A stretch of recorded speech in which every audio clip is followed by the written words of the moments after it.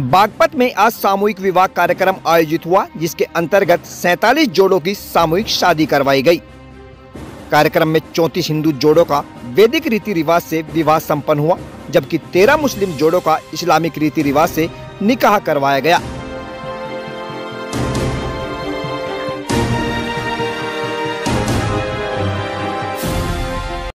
शास्त्री जी, पानीपत से आया हूँ। बड़ौत ब्लॉक में यहाँ पर सामूहिक विवाह के कार्यक्रम में 38 जोड़ों की शादियाँ पूर्ण रूप से विवाह संस्कार, पाणी ग्रहण संस्कार कराया गया और सभी के सानिध्य में हमारी वीडियो मैडम ज्योति चावला जी के सानिध्य में और बड़े बड़े अधिकारियों के सानिध्य में ये सभी कार्यक्रम रीति रिवाज के अनुसार पूर्ण किया गया। वीडियो ज्योति बाला चावला ने बताया कि इस योजना के अंतर्गत 51,000 रुपए की धनराशि आवंटित होती है, जिसमें सभी को 10-10 हजार रुपए का सामान दिया गया, जिससे कपड़े, बर्तन व चांदी का सामान शामिल है। इसके अलावा अलग से 6,000 रुपए व्यवस्था में शामिल है। उन्होंने बताया कि जितनी भी शादियां कराई गई हैं, सभी का पंजीकरण होता है, जिसके बाद लड़की के खाते में 35,000 रुपए की धनराशि आवंटित की जाएगी।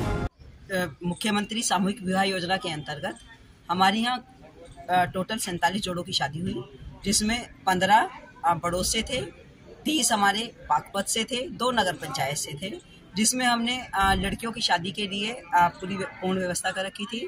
3 पंडित जी बुलवा रखे थे और 2 मौलवी साहब आए थे और सभी घराती बराती आए हुए थे।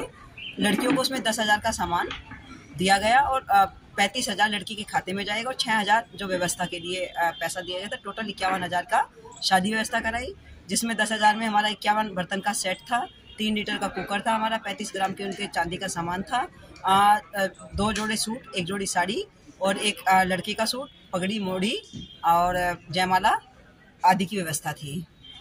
बहुत अच्छी व्यवस्था थी। माननीय जनप्रतिनिधि भी आए थे हमारे बीच में, सीडीओ साहब भी हमारे बीच में उपस्थित रहे और सभी घर से कम 10-15 लोग कम से कम आए। खाने की हमारी अच्छी व्यवस्था थी।